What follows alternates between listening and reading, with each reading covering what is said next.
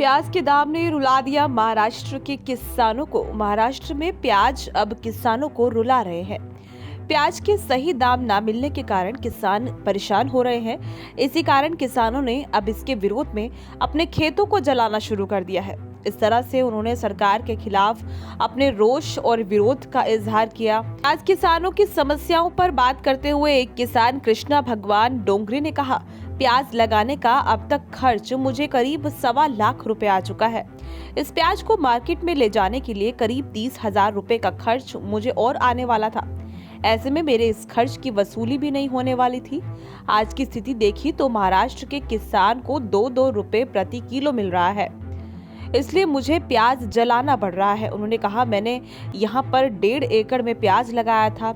इस पर 1,25,000 रुपए खर्च आया था और अब इसे बेचने के लिए मुझे और 30,000 रुपए का खर्च आने वाला था। वहीं किसी किसान ने पूछा कि इस प्याज को बेचने के बाद कितना मिलेगा, तो इस पर किसान ने कहा 25,000 या 26,000 रुपए ही मिल पाते हैं। उन्होंने ऐसा भी कहा कि जेब से 5,000 रुपए चले जाते हैं और 1.25 लाख रुपए तो पहले ही चले गए। करीब 5,000 रुपए का और घाटा झेलना पड़ता।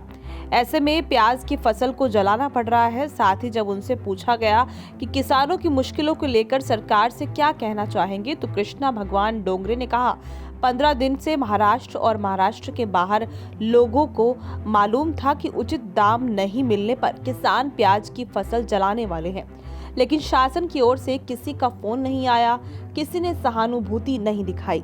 किसी ने कहीं कहा कि यह मत करो, रुको, हम कुछ करेंगे, और किसान पीछे खड़े रहेंगे।